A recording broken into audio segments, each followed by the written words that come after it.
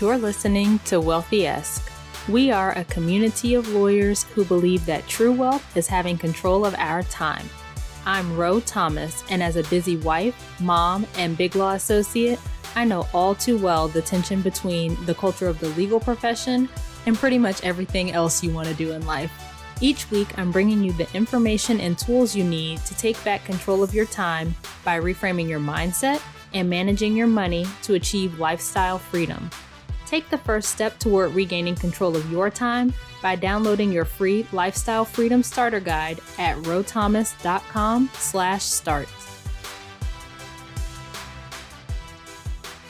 Hey friend, welcome back to the show. I hope you're doing well and having an amazing day so far. So today I want to talk to you about something that comes up a lot in the context of money goals and really in a lot of areas. It's not just in the context of money, but of course I'm talking to you about money, so that's the way that I'm going to approach it. And it's this thought, I can't do it.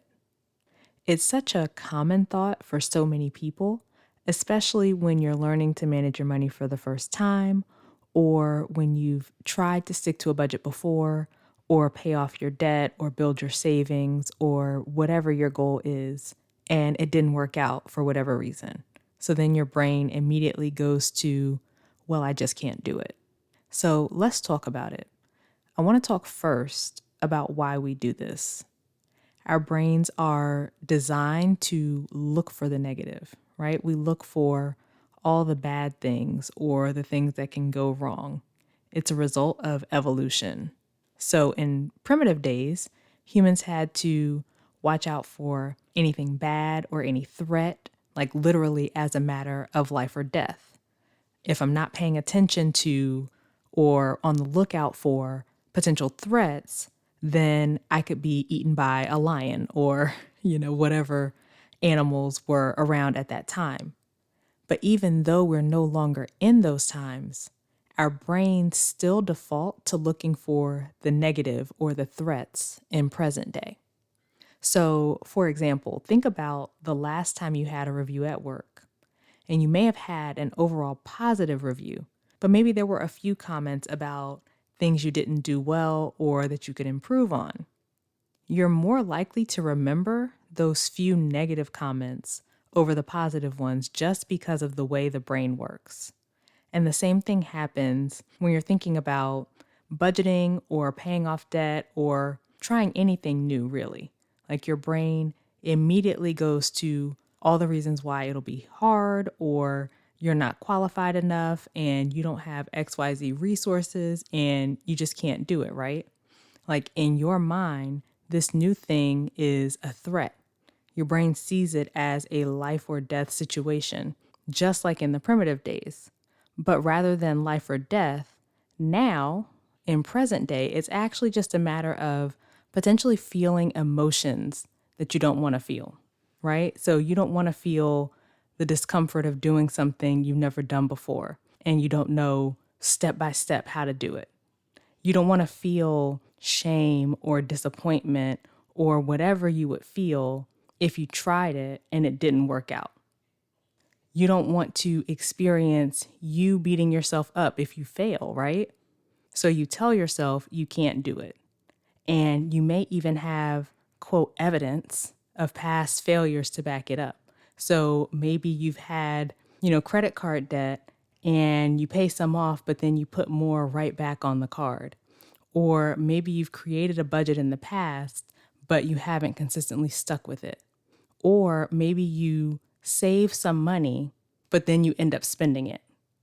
So you're focused on all of these things that didn't go the way that you wanted them to go, right? But you don't have to focus on those things. You can literally choose to look at the parts that have gone right and see them as evidence that you can do it, rather than looking at those parts that didn't go well and seeing them as evidence that you can't. You could choose to focus on the parts that are working rather than the parts that aren't working. So in the scenarios I mentioned before, like you've paid off some of your credit card debt. You've created a budget before. You've saved money before. All of that is evidence that you can do it because you have done it. So now you just have to figure out how to keep moving forward and not taking that step back that you've done in the past, right? You pay some off and then run it back up, or you save some and then spend it. You've already done the thing that you're trying to do. And so now it's just a matter of not kind of regressing, right? How to keep moving forward and keep going, staying consistent with that goal. And even if you don't have those specific types of experiences, you've got other evidence that you can look to for why you can do this thing, right? You're listening to this podcast right now. You're learning about how to manage your money. I bet there are days where you're just hanging out at the house and you don't spend any money or do anything related to money at all. So you literally can't be doing something wrong. You aren't doing anything with your money. You can't be doing something wrong with it on those days. All of that is evidence that you can do it. A belief is a thought that you've practiced over and over. So when you keep practicing the same thought, I can't do it, over and over again, you're solidifying that belief in your mind. Why would you do that? It's not helpful, right? It does not help you to beat yourself up and to keep telling yourself that you're not able or you can't do something. Also, when you're so focused on how you can't do it all the time, what are you not focused on? You're not focused on finding the information to learn how you can do it, right? You're not focused on learning the skills you need to know to be able to do the thing. So the next time you find yourself thinking you can't achieve your money goals or some other goal you have, I want you to question it. Ask yourself, what are the steps it takes to accomplish this goal? Because typically we haven't even thought about that, right? Like we don't even know what it is we're telling ourselves we can't do. We just know we can't do it. And our brains often make things seem more complicated than they actually are. So look at what steps you need to take to accomplish your goal and literally write them out. Don't just say, oh, I can't do this. Like break down what it is that you're thinking you can't do. Then ask yourself why you can do it. Typically, there are reasons on both sides, but we just look at the negative things, like all the reasons why we can't do it. But there are things that you're already doing that show you can, like we talked about before. There are things you're already doing that support you being able to keep moving forward, that support you being able to learn more. So what are those things that you're already doing that line up with the steps that you would have to take to accomplish the goal? What are those things you're doing that support you managing your money the way you want to, or that support you accomplishing whatever other goal you have? Basically, make yourself look for the evidence on the other side, because I'm sure you've already identified all the evidence why you can't do it, right? Then finally, ask yourself why you believe you can't do it. And really make yourself answer that, because we've got all these thoughts about what we can't do and what we can do and, why we can't do it, but we never really question them or examine them. Like we just accept them as true. So what are the reasons you believe you can't achieve your goal? Write them down and then question them.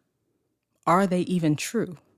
Typically they're not. It's just limiting beliefs or, other thoughts, other distractions to keep you from moving forward and doing something new, which is what our brains do, right? New things are seen as threats. They're dangerous. So if we don't do this new thing, then we stay safe. But safe does not get you to your goals. At the end of the day, you can continue telling yourself that you can't do it and never achieve your goals and stay, quote, safe. Or you can question that thought and challenge it and start making the progress you want to make with your money. I'm here to support you in that process. So when you're ready to challenge the thought, I can't do it, and any other limiting beliefs standing in the way of you achieving your money goals, head to rothomas.com/coaching, schedule a complimentary consultation with me, and we will get you going in the right direction. So that's it for this week's episode. Please take a second to subscribe to the podcast if you haven't already. If you didn't know, it's free. I actually saw someone online say recently that they couldn't find the pricing info to subscribe to a podcast they like, and so they were looking for help with finding it. It's free. It does not cost anything. It just allows you to automatically get notified when there are new episodes available. So go ahead and hit the little subscribe button on your podcast player, and you will get new episodes of this show automatically to your phone. Also, while you're there, take a second to leave a written review. Subscribing and leaving reviews are super helpful because they help more people learn about the show. Another way, of course, that people learn about the show is when you share it. So please think of a friend or two and share the podcast with them. I greatly appreciate it. And finally, if we're not already connected on social media, please come connect with me over there. You can find me most often on LinkedIn and Instagram. My handle on Instagram is @IamRoThomas, and I've actually been going live over there the past couple of weeks, just hanging out with some of you guys, talking about some of the things that we talk about here on the show. So I would love for you to join me. I have been going live on Mondays around 2:30 p.m. Eastern Time. So if you're free at that time, please come hang out with me. And I might go live other times as well. We'll see. I'll let you know. Okay, friend, as we close out, I pray that you will look at all the places in your life you're telling yourself you can't do it and question it. I pray that you will do the work to overcome your limiting beliefs and move forward toward the goals you have for yourself. And as always, I pray that you continue to take steps to regain control of your time, build wealth, and live the life of freedom and choice you deserve. Talk to you later.